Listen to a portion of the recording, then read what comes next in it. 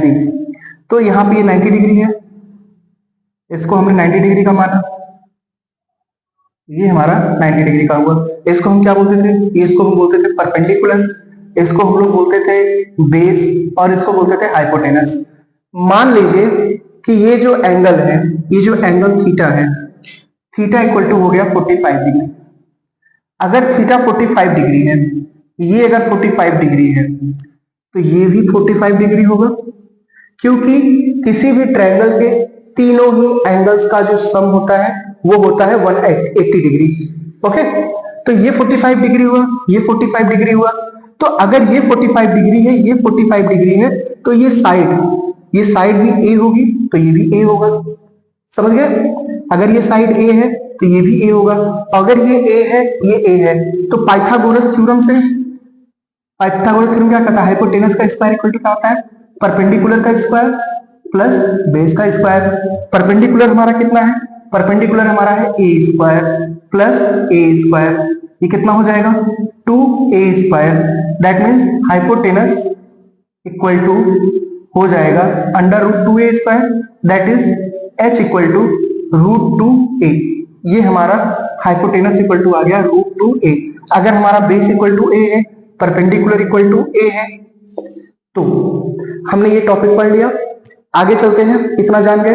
अब अगर हमने यहाँ पे साइन थीटा, हमने बताया था कि साइन थीटा इक्वल टू क्या होता है, तो साइन थीटा इक्वल टू होता है perpendicular upon hypotenuse, p by H. p by H, p की वैल्यू कितनी है a, और h की वैल्यू कितनी है रूट 2a। ठीक है, तो साइन थीटा इक्वल टू कितना हो जाएगा, a से a कट गया 1 बाई रूट 2, और थीटा की वैल्यू कितनी है, थीटा इक्वल टू 45, तो साइन 45 डिग्री इक्वल टू आ गया 1 बाई रूट 2। ऐसे ही अगर cos के लिए निकालोगे तो cos की वैल्यू क्या हो जाएगी, cos थीटा इक्वल टू हो जाएगी बेस अपॉन हाइपोटेनस, यानी कि b by H. b by H that means कि a upon root 2a, a से a कट गया, क्या आ गया 1 बाई रूट 2, तो cos 45 अगेन 1 अपॉन रूट 2, और tan 45 की जब वैल्यू निकालनी होगी तो क्या हो जाएगा, थीटा की जगह हम 45 के मान लेते हैं, तो tan 45 इक्वल टू हो जाएगा परपेंडिकुलर अपॉन बेस, यानी कि a अपॉन a, ये हो जाएगा 1। तो इस तरह से हम सेक का निकाल सकते हैं। Sec theta equal to 1 upon cos theta, पहले ही पढ़ा था। तो सेक 45 की वैल्यू कितनी हो जाएगी, सेक 45 डिग्री इक्वल टू हो जाएगा रूट 2। ऐसे ही कॉसेक 45 इक्वल टू भी रूट 2 हो जाएगा, और कॉट 45 की वैल्यू 1 हो जाएगी। इस तरह से हम ट्रिग्नोमेट्रिक वैल्यूज निकालते हैं, लेकिन आपको इतना प्रोसेस करने की जरूरत नहीं है। आपको कुछ ट्रिग्नोमेट्रिक वैल्यूज याद रखनी है, आप उसको याद रखेंगे तो आपको आगे काम आएगा। वैल्यूज आपको याद रखनी होंगी। जैसे मैं एक चार्ट बना देता हूं और वहां पे कुछ एंगल्स को लिख देता हूं।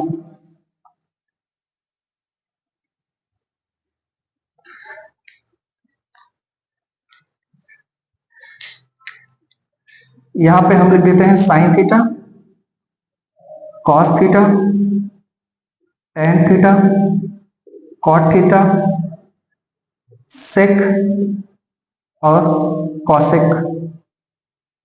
ये एक हमारा हुआ, और यहां पे हमारा थीटा हुआ। और थीटा में क्या होगा, 0 डिग्री, 30 डिग्री, 45 डिग्री,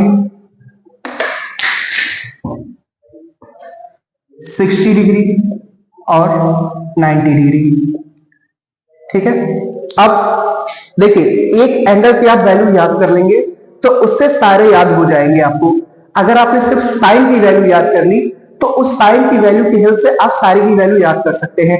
जैसे देखिए साइन 0 की वैल्यू होती है 0, साइन 30 की वैल्यू होती है 1/2, साइन 45 की वैल्यू 1/√2, cos 60 की वैल्यू होती है √3/2, साइन 60 की वैल्यू सॉरी, और साइन 90 की वैल्यू होती है 1। अब इसी को उल्टा कर दीजिए, तो cos 0 की वैल्यू 1, cos 30 की वैल्यू √3/2, cos 45 की वैल्यू 1/√2, 1/2 और ये 0। अब साइन अपॉन कॉस होता था 10, that means 0/1 0, 1/2 upon √3/2 that means 1/√3, इसकी वैल्यू होगी 1, ये होगा √3 और ये होगा नॉट डिफाइंड, ये नॉट डिफाइंड।